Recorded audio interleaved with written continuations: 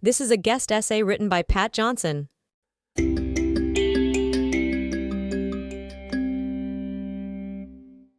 Jews are engaged in a competition of victimhood. This is a common assertion, so common that one can hardly raise the issue of antisemitism, the Holocaust, or almost anything else about Jews without someone crassly raising the non sequitur. Jews aren't the only ones who have suffered. It is a core tenet of antisemitism that Jews falsely or exaggeratedly emphasize their experiences with discrimination. They are said to elbow other victims out of the way with their narratives of woe. So here is the hard truth.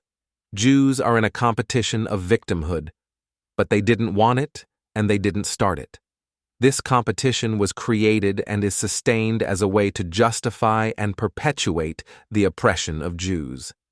Accusing Jews of always crying anti-Semitism is an anti-Semitic tactic to inoculate anti-Semites against efforts to challenge anti-Semitism. And it works wonders. A Canadian politician ranted, quote, "The Armenians didn't suffer. The Palestinians aren't suffering. The Rwandans aren't suffering. It's always you people. You're the only people in the history of the world who have suffered." Any decent person should hear comments like these and understand instantly that this is not a person of goodwill and their opinions are garbage.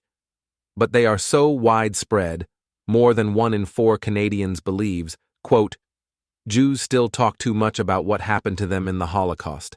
And 1 in 10 subscribe to the idea that, quote, Jews don't care what happens to anyone but their own kind.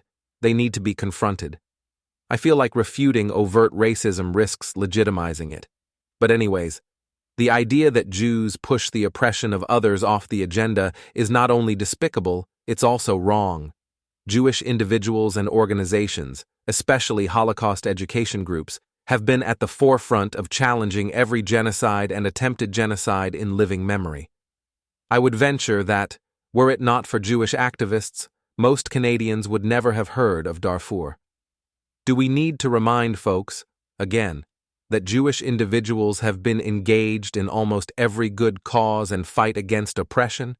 But sure, they probably have some ulterior motive, those crafty devils. It is a grotesque act of racism to accuse Jews of eclipsing the tragedies of others when it is Jews who have probably done disproportionately more than any other segment of society to raise awareness of precisely these situations. I had a charming interaction with a small-town Saskatchewan newspaper editor recently. For an organization opposing anti-Semitism that I'm involved in, I sent a letter to the editor of most newspapers in Canada about the need to confront anti-Jewish racism. Here's what I got back from one guy, quote, "For your information, there has not been any crisis proportion of anti-Semitism in this part of the country. Not sure what this is all about. I do note a crisis proportion of xenophobia towards the new Mexican, African, and Asian immigrants. It might be worth looking into. Just saying." Here's what I'm just saying.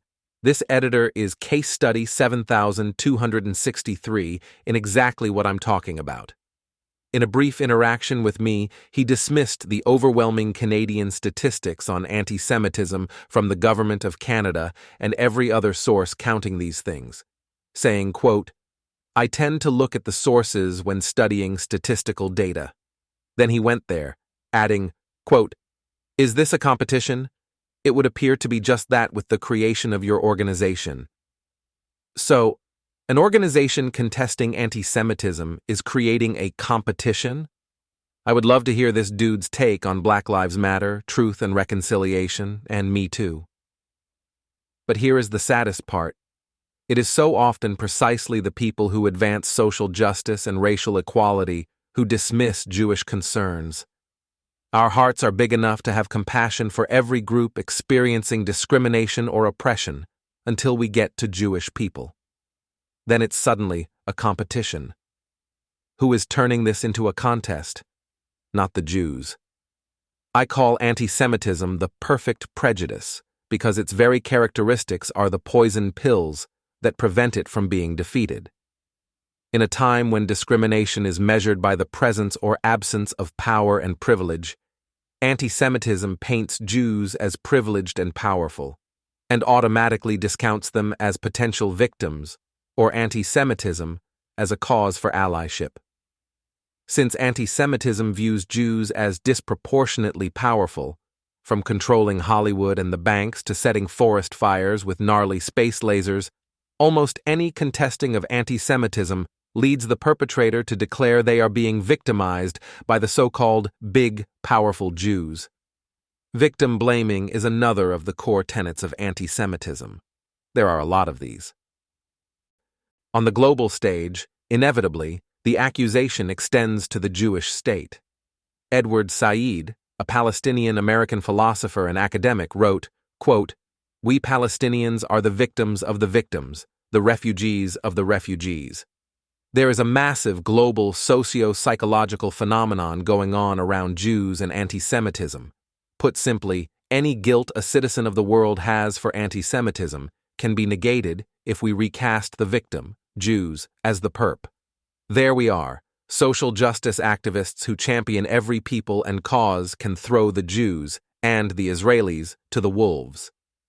That's what the whole Zionists are Nazis and Palestinian Holocaust things are all about.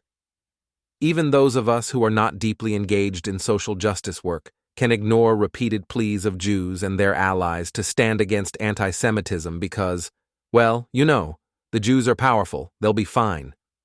See the problem? You either do or you don't. And that is the problem. Anti-Semitism is the perfect prejudice because the anti-Semitic goggles through which we view anti-Semitism allow us to carry on with our anti-Semitism, certain that Jewish concerns about anti-Semitism are just those people trying to elbow every other group out of the way.